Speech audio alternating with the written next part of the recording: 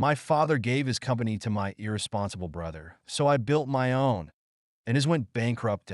My name is Ethan, and I'm 42 years old. For the past decade, my entire life revolved around the family business, a diesel repair shop that my father, James, had built from the ground up. It wasn't just a job for me. It was my identity, my legacy. Over the years, I helped expand the shop from a small operation into a company bringing in nearly $7 million annually. But with that success came sacrifices, especially when it came to my relationships with my father and my younger brother, Mason. My dad was a tough, old-fashioned man, the kind who believed hard work was everything and anything else was secondary. Growing up, he instilled in me the value of discipline and grit, always reminding me that work came first. I stayed close to the family business, working long hours and slowly gaining his approval, or at least I thought so. Meanwhile, Mason was the complete opposite. 5 years younger than me, Mason left home to chase his own dreams in California, where he lived a comfortable life, far from the grime and noise of the repair shop. Dad never said it aloud, but I always felt he was disappointed in Mason. Despite his success in Silicon Valley, I could see in Dad's eyes that he felt betrayed by Mason's choice to distance himself from the business. While I stayed and sacrificed, Mason lived his life carefree. Things in my life weren't perfect either. I was married to Olivia, a woman I met when I was just another mechanic working late nights. Olivia had always been ambitious and supportive. We got married young, built a life together, and for a while, everything seemed fine. But as the business grew, so did the distance between us.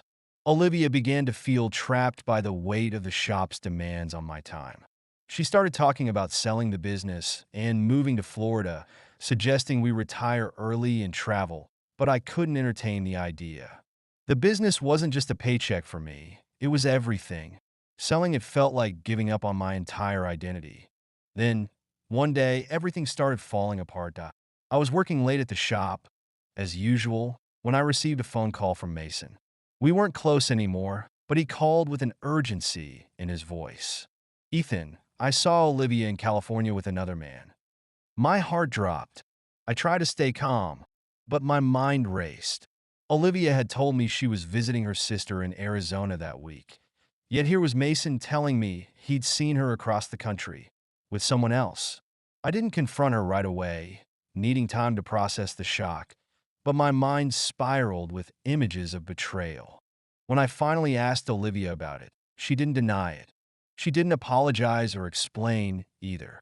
Instead, she looked me in the eye and coldly said, "We haven't been happy for a long time. I've tried to make this work, but we both know this isn't working anymore." I felt like my entire world was collapsing, and it wasn't just about my marriage. It was about the business, about the sacrifices I had made, and how everything was unraveling. But the worst was yet to come. For as long as I could remember, Dad had always favored Mason, though he never admitted it openly. While I stayed behind, doing the dirty work and making sure the business ran smoothly, Mason went off to live his life. And still, somehow, Mason could do no wrong in Dad's eyes. It was as if nothing I did was ever good enough. I built the shop into something more successful than Dad could have dreamed of, but it never mattered. One Sunday, Dad called a family meeting. Mason flew in from California, which was a red flag in itself. He rarely visited unless something big was happening. We sat in the living room, and Dad, in his usual gruff manner, cleared his throat.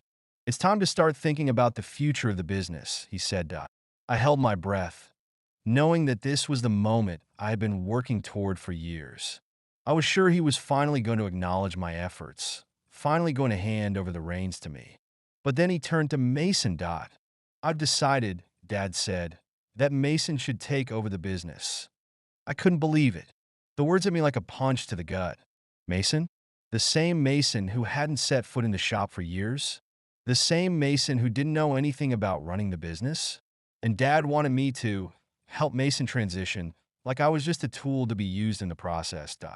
My voice trembled with anger as I asked, "What about me? I've been here for 10 years. I know every inch of this shop, every client, every piece of equipment. And you're just going to hand it over to him?" Dad shrugged, as if my work didn't matter. "Mason's family," he said, as if that was supposed to explain everything. "And he's got a head for business." I stormed out of the house that day, furious and betrayed. Everything I had built, everything I had sacrificed, was being handed over to Mason, who didn't even want the business. I spent the next few days avoiding everyone: Dad, Mason, even Olivia. I didn't know what to do or where to go from there. A few weeks later, after more tense silence between me and my family, Olivia came to me with another bombshell. "I think you should let Mason have the business," she said. "It's not worth fighting over. We could sell everything, take the money, and start fresh." Her words stung. First, Dad had betrayed me, and now my own wife was siding with Mason. "The business is all I have left," I told her. But deep down, I knew things between us were broken beyond repair. That night, I made a decision that would change everything. If Dad was going to hand the family business to Mason, then I would build my own company. I wouldn't stand by and watch as Mason ruined everything I had worked for. Starting over wasn't easy. I found a rundown warehouse on the outskirts of town and began rebuilding from scratch. I didn't have much, but I had the knowledge and experience to make it work. Word spread quickly that I was starting a new shop, and to my surprise, several of the best employees from Dad's business wanted to come with me. They knew I was the one who had built the business's success and didn't want to work under Mason. It wasn't long before the clients started following too. One by one, they switched their contracts over to my new company. As my shop grew, Mason's business began to crumble. He didn't have the skills or the passion to run the repair shop, and clients started complaining about missed deadlines and poor quality work. With half the crew gone, Mason was in over his head, and Dad's health was declining, making it impossible for him to step in and save the day. 6 months after I left, the inevitable happened. Mason lost a major contract, a multi-million-dollar deal that was the backbone of the business. Without it, the shop couldn't keep up with expenses. Dad was forced to start selling off equipment just to keep the doors open, but it wasn't enough. Eventually, Dad called me with the news I had been expecting but dreaded. "We're selling the business," he said, his voice heavy with defeat. I should have felt vindicated, but instead, I just felt sad. The family business, the thing I'd given my life to, was gone.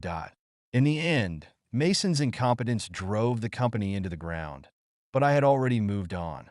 My new shop was thriving, and for the first time in years, I felt free from the shadow of Dad's expectations and Mason's favored position.